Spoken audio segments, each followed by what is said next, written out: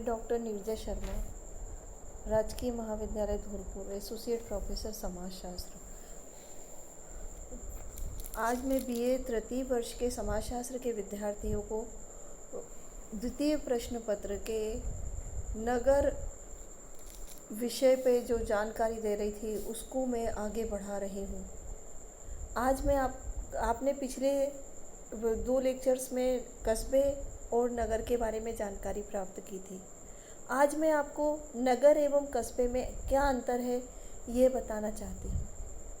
कस्बे और नगर दोनों को अगर हम देखें तो इनकी प्रकृति को देखें तो इनमें जो है हमें एक दूसरे से बहुत गहरा रिश्ता दिखाई देता है या प्रगाढ़ संबंध दिखाई देता है। लेकिन यदि हम जैसे नगर और कस्बे की संरचना देखें, उसके प्रकार देखें, प्रशासनिक व्यवस्था देखें तो हमें उसमें कई अंतर देखने को मिलते हैं। इसलिए हम ये कह सकते हैं कि नगर और कस्बे में हमें देखने में समानता देखते हुए भी कई समानताएं भी हैं, लेकिन कई अंतर भी हैं, और जिसके आधार पर ही हम परिभाषित कर सकते हैं कि कौन सा जनसंख्या क्षेत्र जो है नगर के रूप में जाना जाएगा और कौन सा जनसंख्या क्षेत्र कस्बे के रूप में जाना जाएगा। इसके आधार पे हम जो है वो कस्बे और नगर में निम्न बिंदुओं के आधार पे अंतर देख सकते हैं। सबसे पहले आकार के आधार पे कस्बे की जनसंख्या सामान्यतः जो है वो 50,000 से ज़्यादा नहीं होती है और लगभग 10,000 से कम नहीं होती है। 10,000 से कम जनसंख्या वाला जो क्षेत्र है, आबादी क्षेत्र वाला स्थान है, उसको हम ग्राम या गांव के रूप में जानते हैं। लेकिन कस्बे में 10,000 से ज़्यादा और लगभग 50,000 या 50,000 से कम जनसंख्या हमें देखने को मिलती है। और अगर हम नगरों को देखें तो जहाँ पे लगभग 10 लाख से ज़्यादा या 50,000 से ज़्यादा जहाँ की जनसंख्या होती है उसे हम नगर कहते हैं। तो कुछ तो हमारे यहाँ पे ऐसे भी नगर हैं जिनकी अब तो मतलब कि आबादी अगर हम देखें तो 1 करोड़ से भी ऊपर हो गई है, और कुछ नगर हैं जिनकी आबादी लगभग 50 लाख या उससे ऊपर है, और फिर उससे कम वाले भी जो हैं हमें नगर देखने को मिलते हैं। तो इसी प्रकार से अगर हम अगला अंतर देखें तो सामाजिक दूरी। नगर का जो आकार है वो बड़ा होता है, तो जब आकार इसका बड़ा होता है तो स्वाभाविक रूप से उसमें रहने वाले लोगों की संख्या भी ज़्यादा होती है, और इसके कारण वहाँ पे नगर का हर व्यक्ति एक दूसरे से प्रत्यक्ष या अप्रत्यक्ष रूप से जुड़ा नहीं होता है। अधिकांशतः नगरीय क्षेत्रों में अगर हम देखें तो वही लोग जुड़ते हैं एक दूसरे से जिनकी अपने व्यक्तिगत हित एक होते हैं, या जो अपने जो हैं हित एक दूसरे से जिनके हित संबंधित होते हैं वही आपस में जुड़ते हैं। और कस्बे जो हैं वो आकार में छोटे होते हैं, तो वहाँ के लोग जो हैं आपस में अधिकांशतः प्रत्यक्ष या अप्रत्यक्ष रूप से एक दूसरे से परिचित होते हैं, और अगर अपरिचित भी हों कभी तो कोई ना कोई उनका कॉमन परिचित मिल जाता है जिसके कारण वो एक दूसरे से जुड़ जाते हैं। अब अगली विशेषता अंतर जो है वो है परिवर्तनशील सामाजिक संरचना। कस्बे और जो नगर की संरचना है उसमें हमें कुछ भिन्नता देखने के मिलती है। जैसे नगरों की सामाजिक संरचना जो है एक विशेषीकृत होती है, परिवर्तनशील होती है, अवैयक्तिक होती है, यानी वहाँ पे लोग जो हैं एक दूसरे से व्यक्तिशः जुड़े नहीं होते हैं। संरचना स्पेशल दिखती है कि कौन सा नगर धार्मिक है, कौन सा औद्योगिक है, कौन सा वाणिज्यिक है, इस प्रकार से, और उनमें चेंज होते रहते हैं, वहाँ की जनसंख्या के अनुसार चेंज भी होते रहते हैं।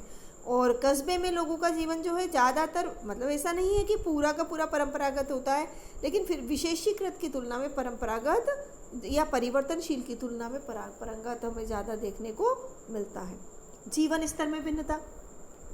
वैसे तो जीवन स्तर में भिन्नता जो है हमें नगर और कस्बों दोनों में देखने को मिलती है, लेकिन नगरों में अगर हम देखें तो वहाँ पे उद्योगपति से लेके श्रमिक वर्ग तक के लोग रहते हैं, इसलिए इसमें रहने वाले लोग जो हैं उनकी आपस में एक दूसरे के जीवन स्तर में हमें भिन्नता देखने को मिलती है।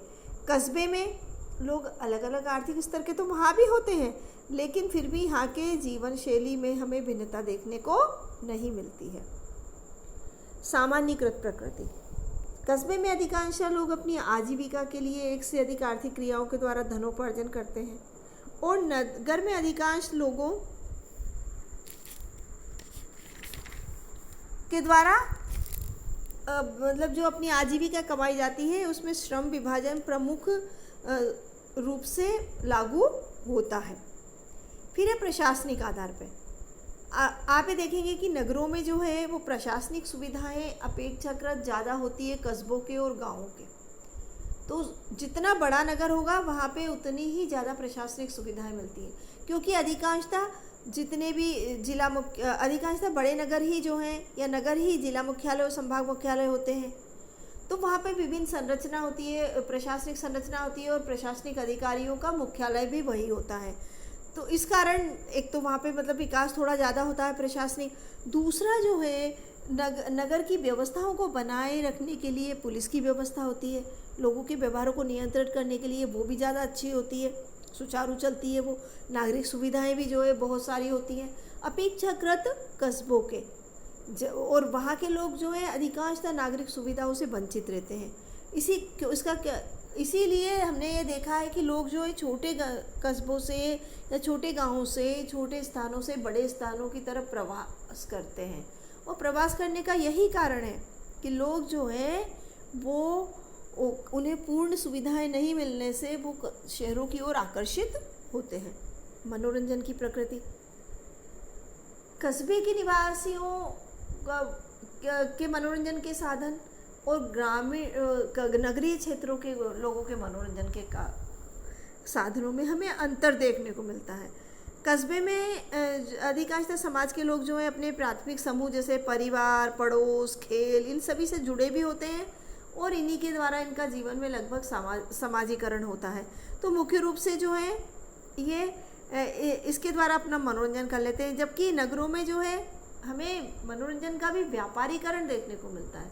जैसे हम ये देखते हैं कि हमें मनोरंजन के साधनों के लिए बहुत सारा व्यय करना पड़ता है, जैसे मल्टीप्लेक्स में पिक्चर देखने जाना, पार्कों में जाना, अमेजन पार्क्स में जाना, मॉल्स में घूमना, और सभी जो है अगर देखा जाए तो काफ़ी खर्चीले होते हैं। तो इस प्रकार से हम ये कह सकते हैं कि कस्बों और गाँवों को नगरों को देखने से पता चलता है कि कुछ समानता होते हुए भी इनमें बहुत सारी भिन्नताएं हैं।